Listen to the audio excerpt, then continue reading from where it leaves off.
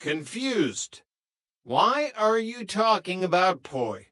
Jen, I haven't eaten poi since that one spring break where I got a tattoo I immediately regretted. You're acting weird.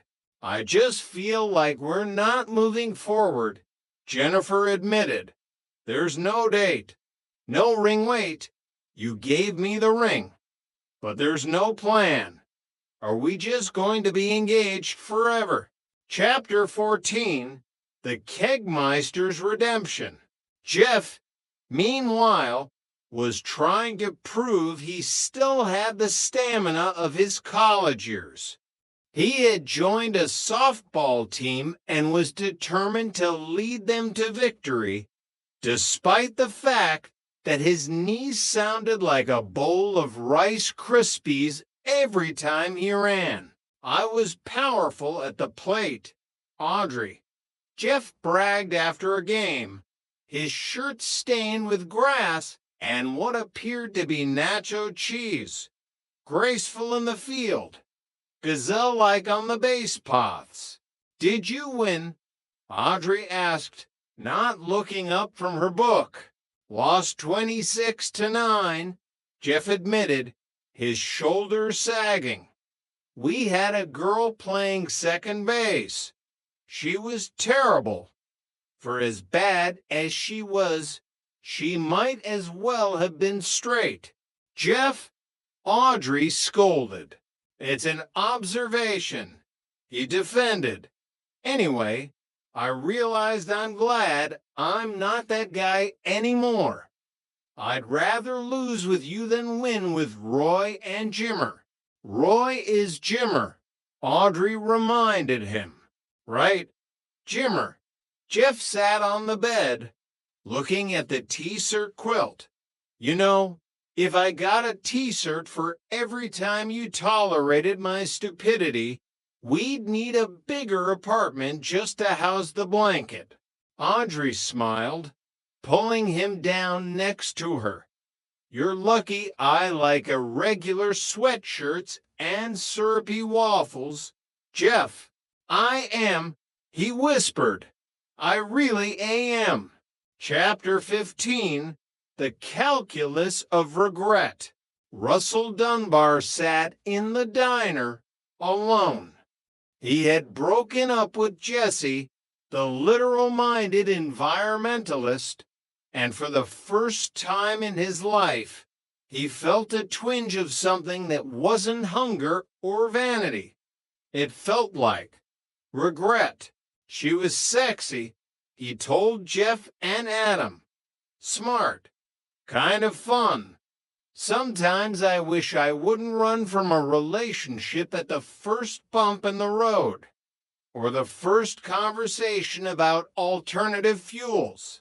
All too bad, Adam said, genuinely sympathetic. Must be hard. Russell looked at them two couples, messy and complicated, but together. He felt like a spectator in a game he used to think he was winning. That's what she would have said, Russell whispered, the joke falling flat in the empty space of his booth. He picked up his espresso, adjusted his tie, and looked out the window. New York was a big city, full of people, full of types, and full of rules. He just had to figure out which ones he was willing to break. Chapter 16, The Bear Killer and the Minivan.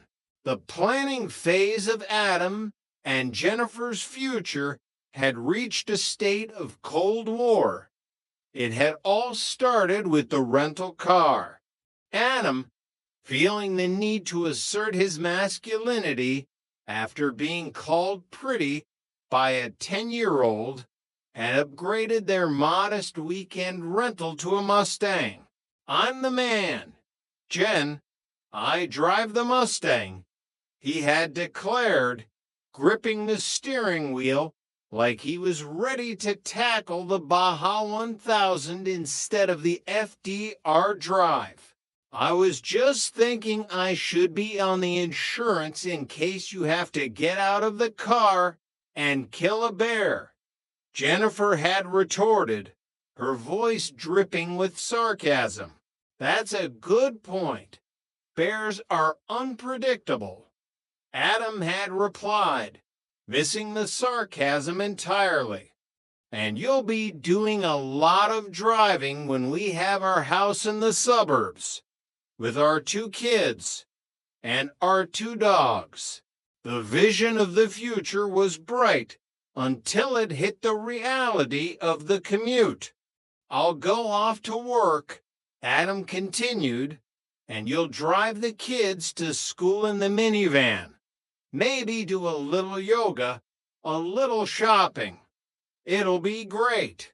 Jennifer's grip on her coffee cup tightened. Who's watching the kids? Adam. Because I'll be at my graphic design firm, which I will be running. Raising a family is a full-time job. Honey, so is running a business. We'll get help. A delightful English lady who breaks into song. I don't want a stranger raising our kids. She's not a stranger if she's singing. Adam. Besides, we need salaries for that suburban mortgage. The argument had reached a stalemate by the time they hit the impound lot.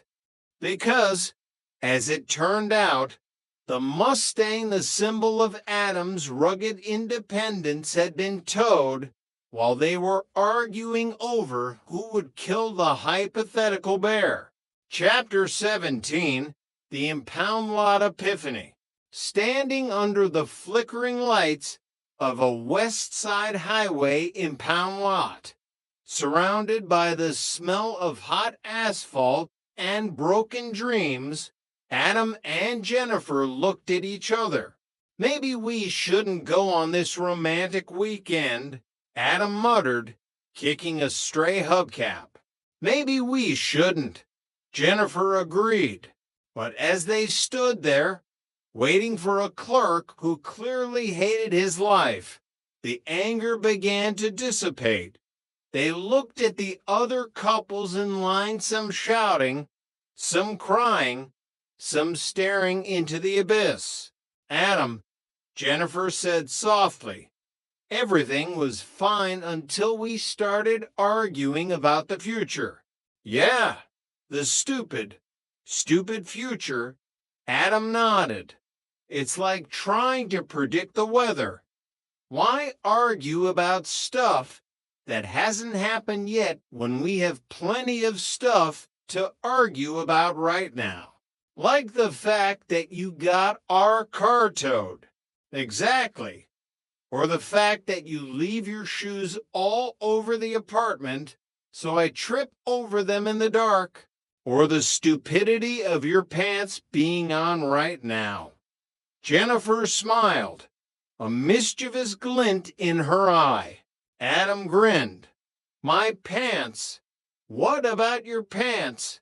My God, they are stupid. They left the Mustang in the lot, took a cab back to the city, and realized that the rules were meant to be lived in the present. The future could wait. The bears could wait. For now, they had a rental car they didn't need and each other. Chapter 18, The Yoga of Discontent. Jeff Bingham did not do Zen.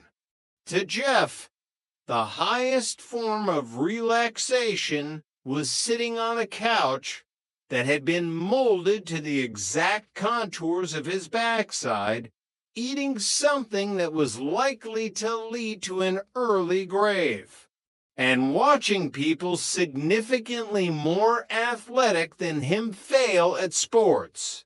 So, when Audrey announced that the storage unit junk was to be replaced by a meditation and yoga corner, Jeff felt a disturbance in the force.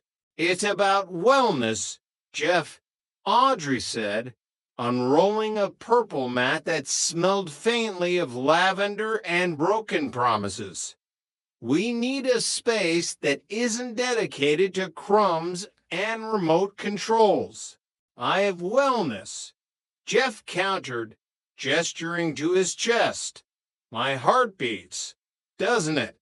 It's doing its job.